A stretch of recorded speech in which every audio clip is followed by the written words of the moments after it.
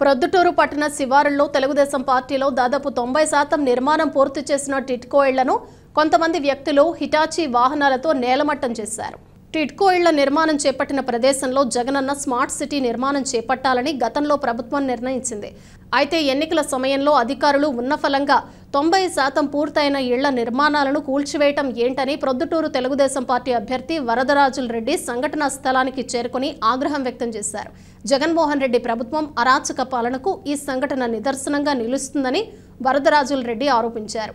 ఈ విషయంపై ఉన్నతాధికారులకు ఫిర్యాదు చేయబోతున్నామని వరదరాజుల రెడ్డి తెలిపారు. జగన్మోహన్ రెడ్డి ప్రభుత్వము విధ్వంస ప్రభుత్వం. రాష్ట్రంలో ఉండబడిన గతంలో కట్టడాలు నిర్మాణాలన్నీ కూడా ఆయన ప్రభుత్వం వచ్చిన తర్వాత విధ్వంసం చేయడం జరుగుతూ ఉంది. దాంట్లో భాగంగానే పొద్దుటూరు పట్టణంలో మధ్యతరగతి పేదల కోసం నిర్మించిన టిడ్కో ఇళ్లను ఈరోజు కూల్చివేయడం జరుగుతూ ఉంది. ఇప్పటికీ దీని మీద 4136 ఇళ్ళు శాంక్షన్ చేసినారు. అక్కడ టిడ్కో వాళ్ళు కట్టలు మొదలుపెట్టిన తర్వాత 4072 ఇళ్ళు రద్దు చేయడం జరిగింది. కానీ ఈ రద్దు అనేది చేయాల్సినంత అవసరం ఏమొచ్చింది? మధ్యతరగతి ప్రజలు 25,000, 35,000, 25,000, 35,000 కట్టి అందరూ ఫ్లాట్లలో ఈ టిడ్కో ఇళ్ళని తీసుకొని ఉంటే వాళ్ళ ఆశలను వమ్ము చేసే దాంట్లో భాగంగా ఈరోజు 20 కోట్లు 25-30 కోట్ల రూపాయల టిడ్కో ఇళ్లను ఈ ప్రభుత్వం ధ్వంసం చేస్తూ ఉంది. చంద్రబాబు నాయుడు గారి టైంలో ఏది చేసినా కూడా దానిని ప్రజావేదిక కూలగొట్టినారు. దాంట్లో భాగంగానే చాలా అన్ని చంద్రబాబు టైంలో జరిగిన పోలవరం ఆగిపోయింది. ఎక్కడ చేసినా కడపలో హజ్ ఆగిపోయింది. ఎక్కడ కూడా ఈ ప్రభుత్వం ఏం చేసినా కూడా ఆ ప్రభుత్వం చేసిన పనిని తను పూర్తి చేయకూడదు, అది అంతటితోనే ఆగిపోవాలని చాలా దుర్మార్గమైన ముఖ్యమంత్రి. ఈ ముఖ్యమంత్రి రాష్ట్రాన్ని మరొకసారి వస్తే రాష్ట్రము ఏదో రావణ కాష్టంగా పోయి మరి పాకిస్తాన్ ఉంది, ఆఫ్ఘనిస్తాన్ మాదిరి అయ్యేటంత దుర్మార్గ పరిస్థితిలో ఈ ప్రభుత్వం ఉంది. ప్రజలందరూ దయించి కనుక్కొని ఈయన దుర్మార్గము ఒక నియంత రాష్ట్రాన్ని పరిపాలిస్తున్నాడు. ఈ నియంత్రణ ఎట్లా కూలదొస్తే రాష్ట్రం బాగుపడుతుంది, రాష్ట్రం అభివృద్ధి చెందుతుందని ఒక మంచి ఆలోచన చేసి ప్రజలు ఓట్లు వేయాల్సిందిగా కోరుతున్నాం. ఈ ప్రభుత్వం విధ్వంస ప్రభుత్వం, దుర్మార్గమైన ప్రభుత్వం, తల్లి చెల్లికి భూమి పెట్టిన ప్రభుత్వం, పినతండ్రిని చంపేసిన దుర్మార్గ ప్రభుత్వం. ఈ దుర్మార్గ ప్రభుత్వాన్ని ప్రజలందరూ గుర్తించండి. ఏదో ఆయన ఏదో చేస్తాడని ఆశలు పోయినాయి మీకు. ఆ ఆశలన్నీ అడియాశలు అయిపోయినాయి. కాబట్టి ఈ దుర్మార్గ ప్రభుత్వాన్ని నేలమట్టం చేస్తేనే తప్పక ఈ టిడ్కో ఇళ్ళని చేసినట్టు నేలమట్టం చేయాలి. అప్పుడే రాష్ట్రం బాగుపడుతుంది. ఇలాంటి ఇల్లు రాష్ట్రంలో చాలా చోట్ల కట్టడం జరిగింది.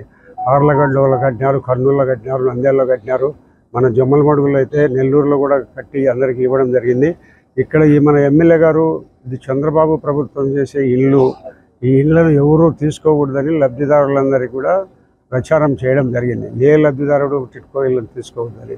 అంటే దుర్మార్గపు ముఖ్యమంత్రి ఆలోచన వాళ్ళ ఎమ్మెల్యే కూడా అక్కడ కలిగింది. ఈ దుర్మార్గపు ఎమ్మెల్యే కానీ, దుర్మార్గపు ముఖ్యమంత్రి కానీ ఈ రాష్ట్రాన్ని పతన దశలోకి తీసుకొని పోయినారు. అభివృద్ధి చెందే ఈ రాష్ట్రాన్ని 30 సంవత్సరాల వెనక్కి తీసుకొని పోయడం జరిగింది. కాబట్టి టిడ్కో ఇల్లు కట్టాల్సిన దీనికి ధనం అవసరం. ఇళ్ల ప్లాట్లు ఆయన పేరుతో ఇది ఇళ్ళ ప్లాట్ వేసి జగనన్న కాలనీ అనిపించుకోవాలనే ఆతృత, అది అత్యుత్సాహము, దుర్మార్గము తప్పక కట్టిన ఇళ్లను పడగొట్టే దుర్మార్గుడు ఎవడైనా ఉన్నాడా? మన ఎమ్మెల్యే కూడా పడగొట్టమని చెప్పినాడు. ఈ ఇళ్లను పడగొట్టి మధ్యతరగతి ప్రజలకు ఇచ్చిన డబ్బులు కూడా కొంతమందికి ఇవ్వలేదు. వారందరూ కూడా లబ్ధిదారులు దీంట్లో చేరి ఉన్నారు. ఇప్పటికీ వాళ్ళను ఏమాత్రము వాళ్ళను సంప్రదించకుండా ముఖ్యమంత్రితో మాట్లాడి నిర్ణయాలు తీసుకోవడం జరిగింది. ఇల్లు తీసుకోవాకండి, నేను 2 సెంట్లతో ఇల్లు కట్టిస్తా, ఒక చేత్తో పట్టా, ఒక చేత్తో బీగమిస్తా, ఇవ్వకపోతే 2024లో నా కొడకానకండి నేను నామినేషన్ అయ్యాను, మా అమ్మకు మా అబ్బకు పుట్టాలే. ఈ ఇల్లు ఎవరిని లబ్ధిదారులు తీసుకోవద్దు. నేను 2 సెంట్ల భూమిలో ప్రతి ఒక్కరికి ఇల్లు కట్టించి బీగం చెవులు నీకు ఇస్తాను. అట్లా ఇయ్యలేనప్పుడు 2024 ఎన్నికల్లో నేను పోటీ చేయనని చెప్పిన మన దుర్మార్గపు రాచమల్లు శివప్రసాద్ రెడ్డి ఇప్పుడు మళ్ళీ నామినేషన్ వేసినాడు.